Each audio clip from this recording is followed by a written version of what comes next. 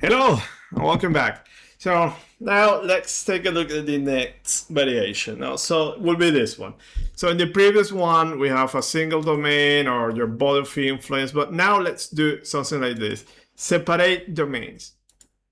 First, you have this one, and then you have the second one. So now here you have this common surface. So let's see how we can address that, because this is important. There are many things that you will like to do, or probably, I'm not sure if you are doing a single domain, that is enough like we have done so far. If you want to do this extra step, splitting things, or if you have sliding meshes, or if you have a free surface and you want to align boundary layers in that surface, that is what we're going to do in some other cases.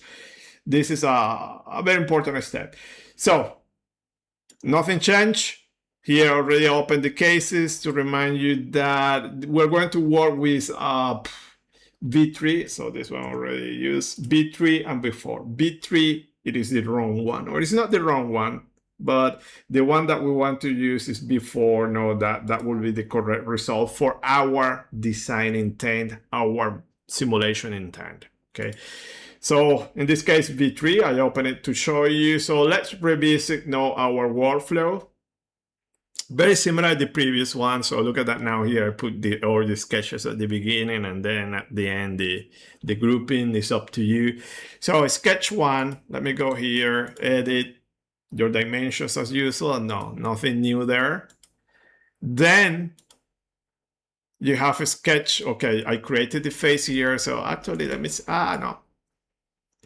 Let me see this face. Okay, so I have the whole domain. Okay, and then in sketch 2, I created this box here. So basically the idea now, this box, like we did in the previous video, I'm going to use to split my domain. Okay, so here we comes into these booleans, and here there are strange names used in Salome, but doesn't, it's just semantics. Okay, I create this face, and basically my next step, okay, it is here cut.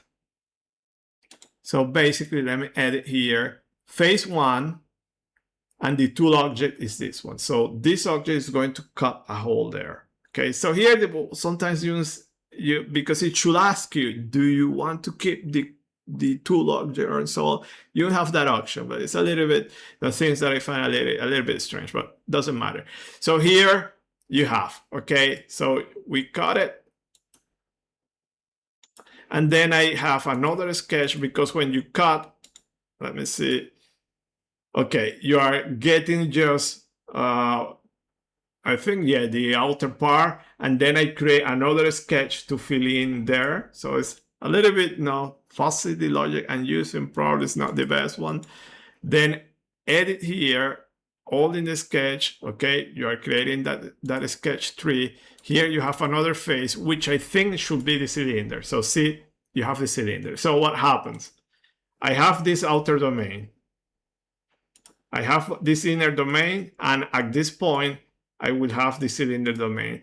And when I cut here, I'm cutting face 3-1 with the cylinder face that you see here. So let me select here, and should be the outer. Okay, so this is the logic.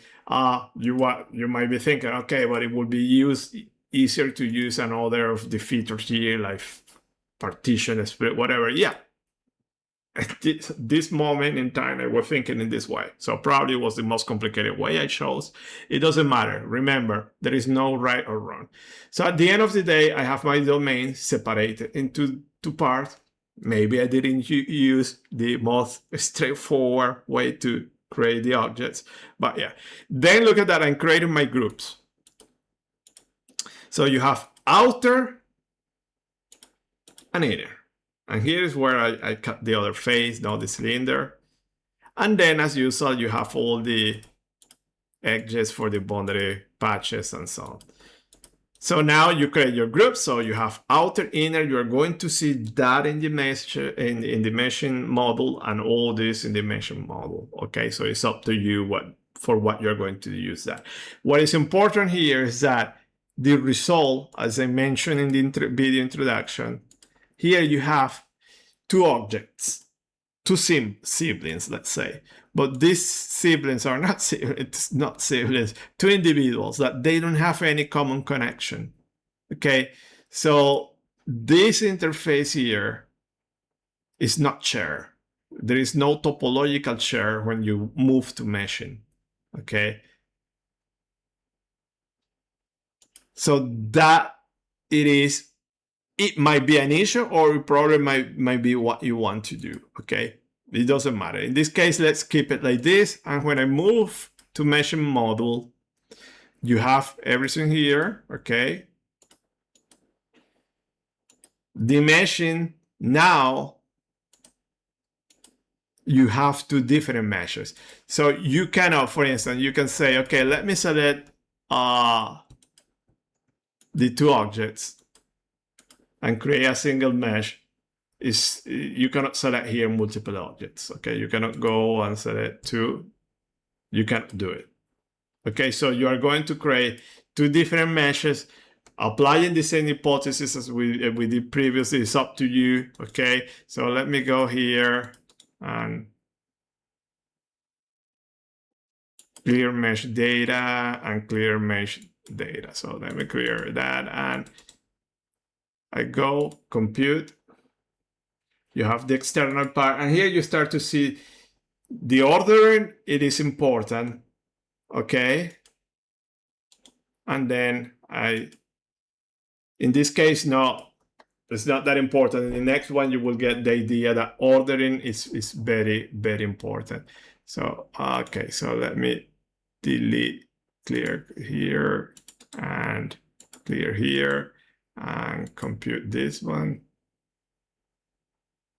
Okay, you have this one, and now I go in this one. So you see, actually the ordering gave me an error. So, and there you go. But these are two separated meshes. Then also to export, you will need to export those bodies. You will need to expose this face here that we haven't done that. I didn't export, and actually, let me see, I don't see the edges, so you need to select that one. So this is tricky. This might generate a valid mesh, but it's not the way to do it, okay? Also, the cylinder, feel free to add the submesh in the one that you want.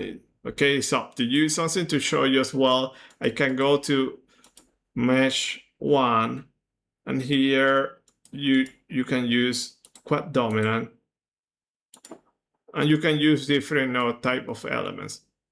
Okay, that you can do it also in the next case that I'm going to show you. That should be the right mesh. You can do something like that. So you can have hybrid meshes. This is 2D, 3D, can be this similar. It's a little bit more time consuming, but you can do the same stuff. So this is just to show you here. Main conclusion here, when you go back to Shaper, remember that this feature, your feature dependencies, how you create it, is not the best way. Thinking about our simulation intent, this does not correspond what we want to do. We want to have this common, this share, the share interface there. Okay, so this is it for this video. Okay, so remember, we're working with B3. I don't want to go into details. I'm not saying that this is wrong, but does not correspond to the simulation intent, the design intent. We're going to see the right way to do it in the next video. Remember, again, the meshing, you will need to now thinking about our tool. If you're doing openfoam, you need to export it in 3D. That 3D also you can use it with any other commercial software, Fluent and so on. Actually, in Fluent, I prefer to use 3D meshes instead of 2D. Personal choice. It's like in CFX. So that's all. Thank you for your attention. See you in the next video. Bye.